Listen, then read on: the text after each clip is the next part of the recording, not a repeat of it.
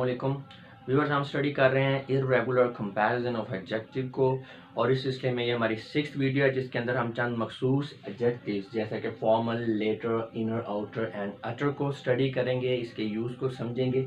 तो चलिए स्टार्ट करते हैं। सबसे पहले है फॉर्मल एंड लेटर, और ये ज़हन में रखना है कि ये डबल टी वाला लेटर है, सिंगल टी वाला नहीं है, डबल टी ई और लेटर। तो क्या है जी, former means first in the order and latter means last in the order of same series. जिस सीरीज का मतलब ये होता है कि एक सिलसिला है, ठीक है। सिलसिले के अंदर दो चीज़ें हो सकती हैं, दो अफराद हो सकते हैं, यानी एक के बाद दूसरी कोई चीज़ आ रही है, कोई फ़र्द आ रहा है, कोई ग्रुप आ रहा है चीज़ों अफराद का, एक ग्रुप है फिर दूसरा ग्रुप है, किसी भी बातचीत के अंदर ये लिखा हुआ, तो सीरीज़ है, एक सिलसिला है। अब सिलसिले के अंदर तरतीब होती है, यानी एक चीज़ पहले होगी बाद में होगी डेफिनेटली। तो जो पहले चीज़ आ रही है एक सीरीज़ के अंदर, एक तरतीब के अंदर, ऑर्डर के लिहाज से जो पहले आ रही है उसे हम क्या कहेंगे, वो फॉर्मर है।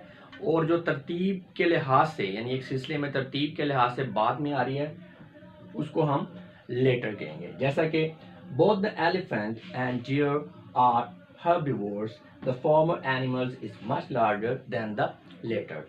दोनों ही एलिफेंट और आपका जो हिरन है ये हर्बीवोर्स हैं, घासखोर जानवर हैं, जबकि इनमें से जो पहले वाला है वो बाद वाले में से बहुत बड़ा है। पहले वाला कौन सा है, एलिफेंट, और बाद वाला में कौन सा, डियर। अब ये एक सिलसिला है, एलिफेंट एंड डियर, ये एक सीरीज है, एक सिलसिला है। तो उस सिलसिले में ऑर्डर के लिहाज से एलिफेंट पहले आ रहा है, डियर बाद में आ रहा है, इसलिए एलिफेंट जो है ये फॉर्मर है एंड डियर जो है ये लेटर है। एक और एग्जांपल देखते हैं।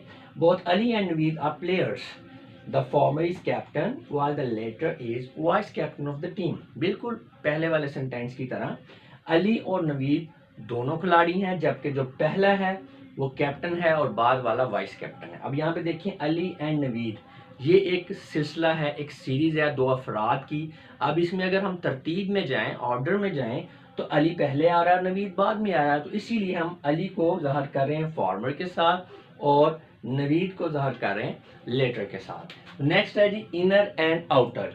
Inner means in the inside or from the inside. Inner का मतलब है अंदर वाली साइड से या अंदर वाली साइड में, अंदर वाली साइड, इन द इनसाइड अंदर वाली साइड में, फ्रॉम द इनसाइड अंदर वाली साइड से। इसी तरह and outer means in the outside are from the outside, यानी बाहर वाली साइड में या बाहर वाली साइड से। अभी इनका सेंटेंस के अंदर यूज देखेंगे तो आपको क्लियर हो जाएगा। The inner side of this room is not clean. अंदरूनी जो साइड है इस रूम की, या अंदर वाली साइड से या अंदरूनी तौर पर ये जो कमरा है ये साफ नहीं है। सारी बात है, कमरा है, एक वो अंदर से है, जैसे अभी मैं रूम के अंदर खड़ा हूँ, एक उसका एक्सटीरियर है, बाहर वाली साइड। तो अंदर वाली साइड की बात हो रही है, तो इसलिए हमने इनर को यूज किया। नेक्स्ट है there are lots of stains on the outer wall of the room. हाँ जी, जो बैरूनी दीवार है कमरे की, ठीक है, उसके ऊपर बहुत से दाग हैं। तो इसका मतलब है, आउटर का मतलब है बाहर वाली साइड से, ठीक है, बैरूनी साइड से। तो आप सिंपली कह सकते हैं इनर को अंदरूनी साइड और आउटर को बैरूनी साइड। जी utter, utter refers to something absolute. Absolute का मतलब है जिसमें किसी किस्म की कोई शक की गुंजाइश ना हो, जिसमें कोई दूसरी राय ना हो, यानी एब्सोल्यूट का मतलब है बिल्कुल, आप कह लें एग्जैक्ट, ठीक है ना।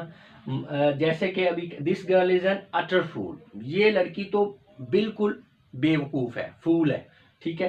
He gave me N utter reply, उसने मुझे एक सख्त जवाब दिया, यानी अटर बिल्कुल एब्सोल्यूट, जिसमें मतलब उसमें कोई लगी छुपी बात नहीं है, एग्जैक्ट बात जो है वो बता दी गई है। शी स्पोक अटरली, ठीक है, तो उसने एब्सोल्यूट तौर पर बात की है, ठीक है। अब यहाँ पे अटरली है तो बेसिकली ये स्पोक को एक्सप्लेन कर रहा है, या वर्ड की वो बोली है तो वो किस तरह से बोली है। स्पोक वर्ब है, और जो वर्ड वर्ब को एक्सप्लेन करता है उसे एडवर्ब एडवर्ब कहते हैं। तो यहाँ पे अटरली जो है मीनिंग उसका एब्सोल्यूटली के, मतलब एब्सोल्यूट में ही आ रहा है, लेकिन यहाँ पे ये एडवर्ब भी है, ये भी ध्यान में रखना है। तो अटर का मतलब होता है एब्सोल्यूट, ये यानी हतमी, किसी ऐसी चीज के बारे में यूज करते हैं जो बिल्कुल हतमी हो, आखिरी हो, उसमें मजीद कोई गुंजाइश ना हो, उसके अंदर किसी मॉडिफिकेशन की, मजीद एक्सप्लेनेशन की, ठीक है, किसी शक व शुबे वाली बात ना हो, बिल्कुल एग्जैक्ट हो। तो व्यूअर्स, इस वीडियो में इतना ही था। मैं उम्मीद करता हूँ कि इस वीडियो के बाद आपको ये जो चंद एडजेक्टिव्स हैं इनके यूज़ की अच्छी तरह से समझ आ गई होगी। अब मैं आप लोगों से इजाज़त चाहूँगा। अपना बहुत सा ख्याल रखिएगा। आपकी समातों का बहुत बहुत शुक्रिया। खुदा हाफिज़।